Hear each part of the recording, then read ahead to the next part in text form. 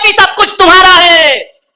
और मरो तो ऐसे मरो कि हमारा कुछ भी नहीं है, ध्यान रखना। आदमी सोचता है मेरे बच्चों के बच्चों का क्या, बीमार हो गया सेठ, ध्यान रखना, बीमारी किसी वजह से आए या ना आए, मन की सोच की वजह से बीमारियां ज्यादा आती हैं, ध्यान रखें। नकारात्मक सोच आ गई सेठ के जीवन में, कल तक पॉजिटिव था, आज नेगेटिव हो गया, मेरे बच्चों के बच्चों का क्या होगा। बहुत दुखी हुआ सेठ, दुबला हो गया, सूख गया। पत्नी बोलती सेठ जी भोजन कर लो, बोलता भाड़ में गया तेरा भोजन, मेरे सीने में चल रहा कि मेरे बच्चों के बच्चों का। पत्नी भी बोली क्या तुमको समझ नहीं आता, बुढ़ापे में क्या बीमारी तुमने लगा ली है, जाओ थोड़ा सा इलाज कराओ, डॉक्टर को दिखाओ। बड़े बड़े डॉक्टर को दिखाया, सोनोग्राफी हुई, एक्सरा हुआ, सारी चीजें हो गई, सब जांच हो गई, सारी रिपोर्ट आई, शुगर नॉर्मल, बीपी नॉर्मल। अरे बीपी भी नॉर्मल, शुगर भी नॉर्मल, सोनोग्राफी, सारी रिपोर्ट नॉर्मल। तो सेठ के लड़कों ने कहा कि पिताजी फिर तुमको हो क्या गया है।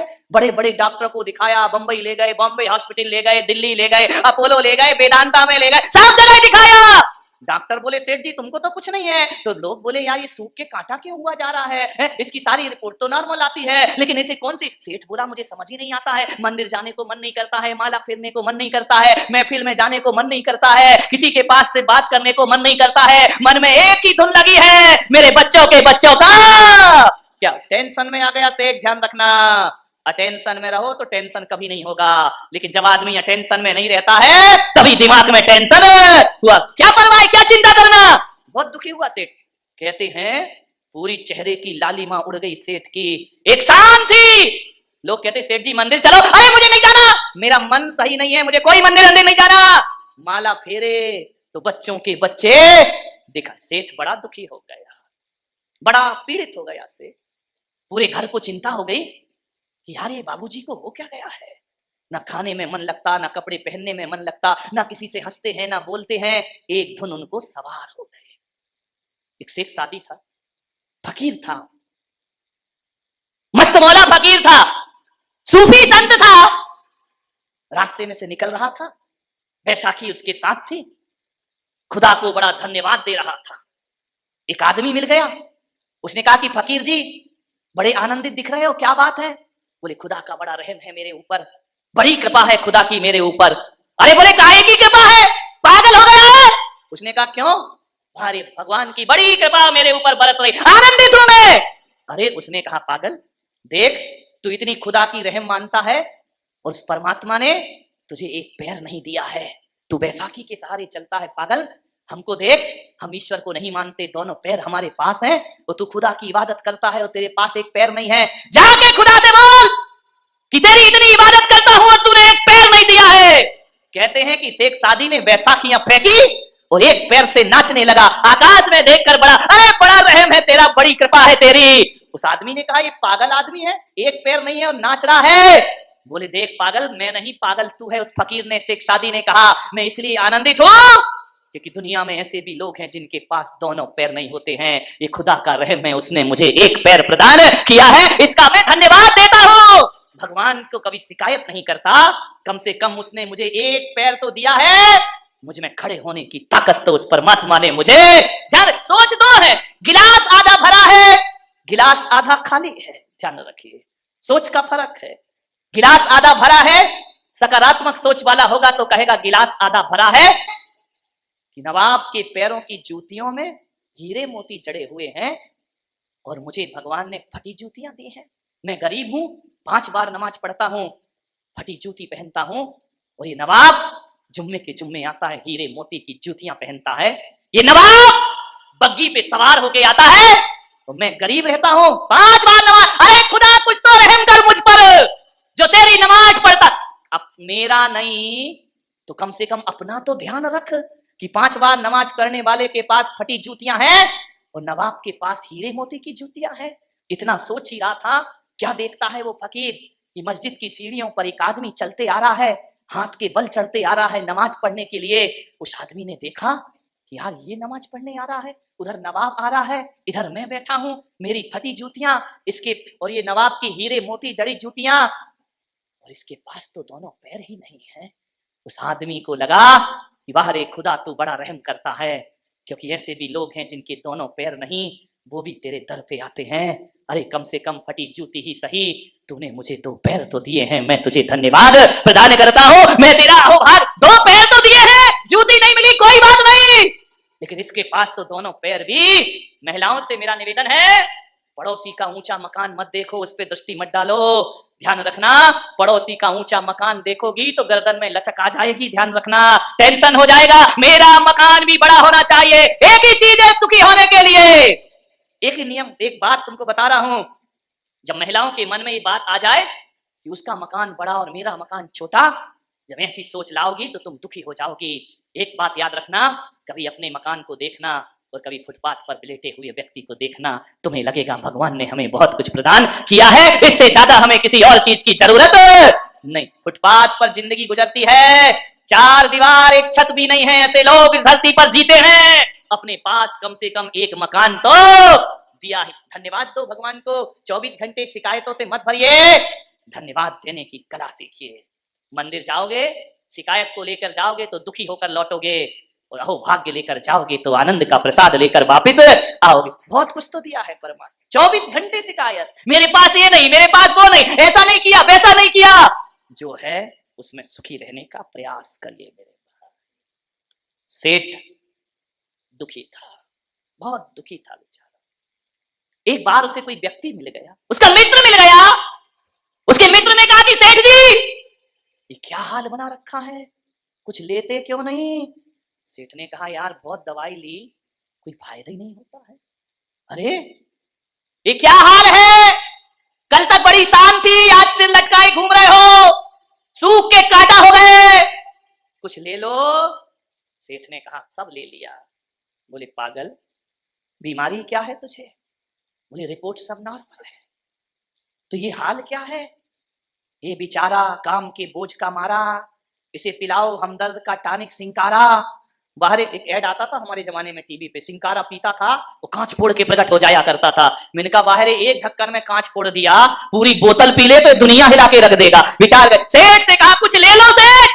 सेठ ने कहा बहुत सा इलाज कराया यार, कुछ फायदा ही नहीं होता है। उस आदमी ने सलाह दी, मैं तेरा दोस्त हूं सेठ, मुझसे तेरी ये हालत देखी नहीं जाती, एक काम कर, अपने नगर में एक संत पधारे हैं, बड़े पहुंचे हुए हैं, जाओ उनसे इलाज करा ले। अरे सेठ ने कहा पागल हो गए, तेरा दिमाग खराब है, ये साधु संत भी इलाज करेंगे तो बारामती के सारे अस्पताल बंद हो जाएंगे, मेडिकलों में ताला लग जाए, ये साधु बाबा क्या करेंगे? बोले चला जा सेठ मेरा प्यार। अरे बोले मैं नहीं जाता, मेरा कोई विश्वास नहीं है साधु संतों पर। बोले विश्वास हो या ना हो, एक बार उनके पास तो। सेठ ने कहा यार ये महाराज लोग क्या कर देंगे?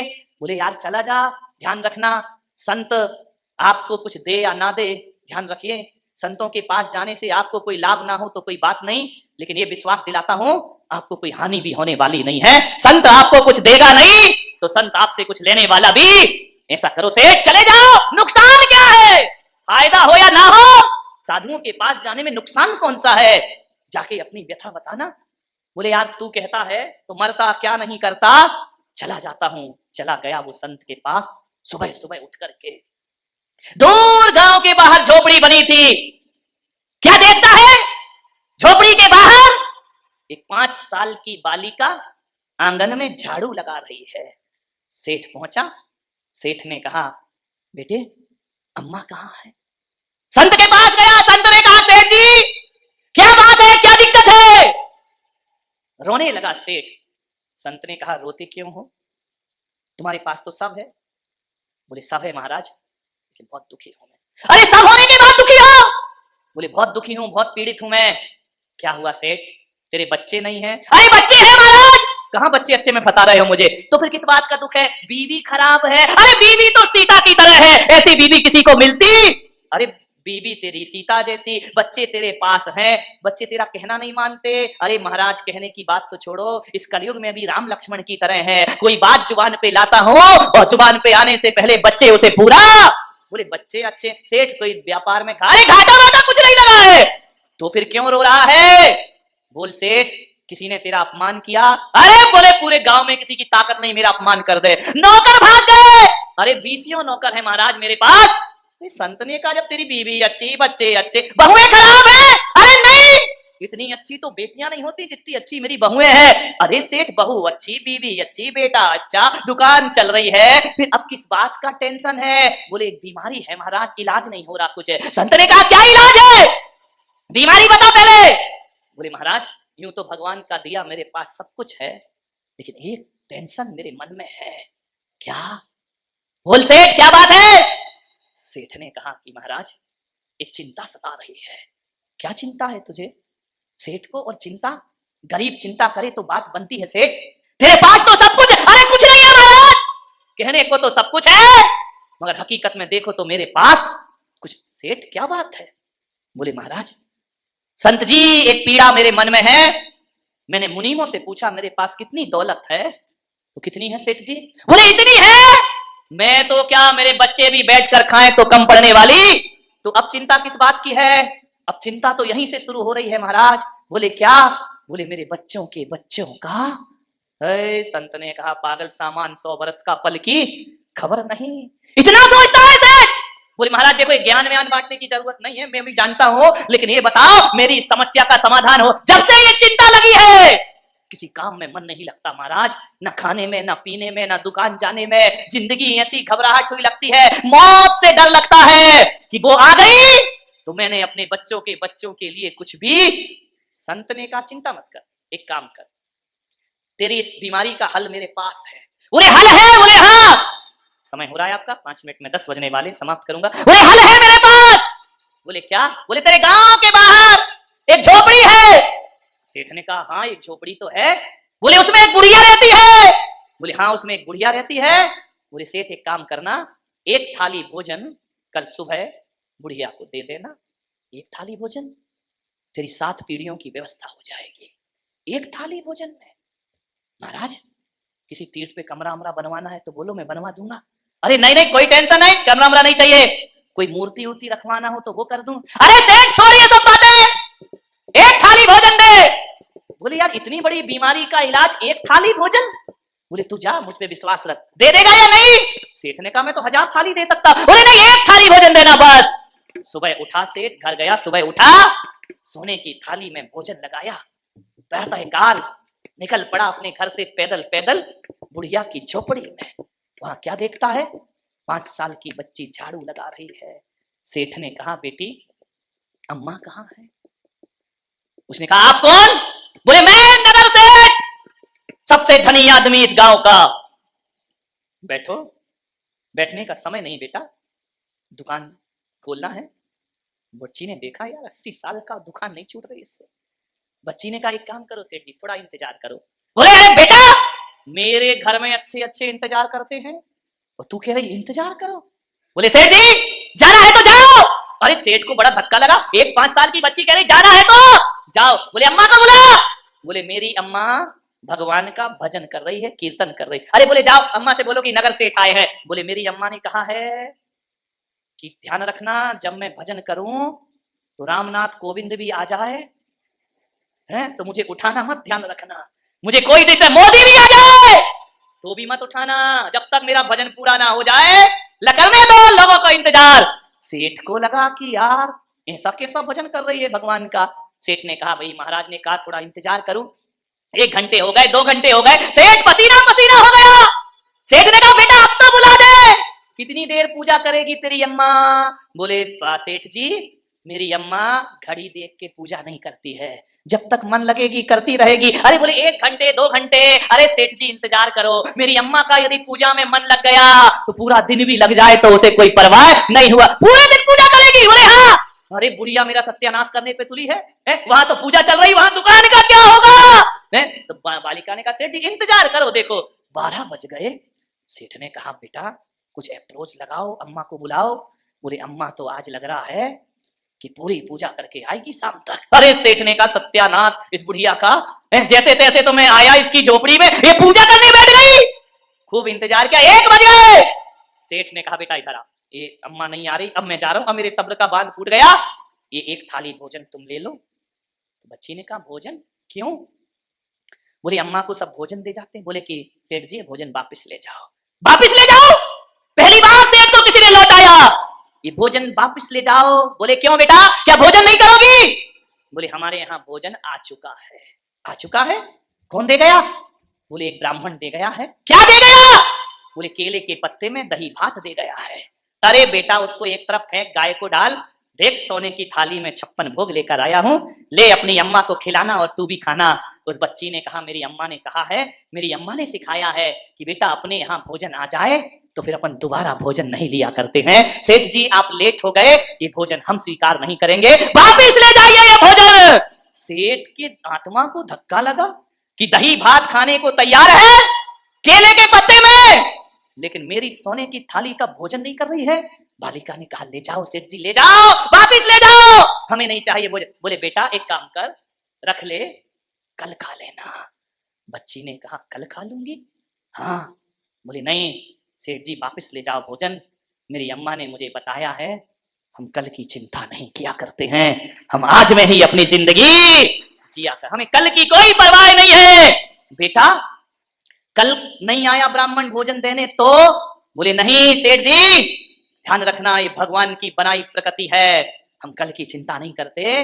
अरे जो चोंच देता है वो दाना भी देता है और जो प्यास देता है वो पानी भी दिया करता है, हमें कल की कोई परवाह नहीं है। माँ की गोद में आते ही बच्चा माँ के आंचल में दूध की व्यवस्था खुद करके लाता है, उसे करने की कोई जरूरत नहीं पड़ा, हम कल की चिंता नहीं करते। सेठ के दिमाग में बिजली को भी, उसने कहा ये 5 साल की बच्ची कह रही है कि हम कल की चिंता नहीं करते और मैं 80 साल का कह रहा हूं, मेरे बच्चों के बच्चों का क्या होगा।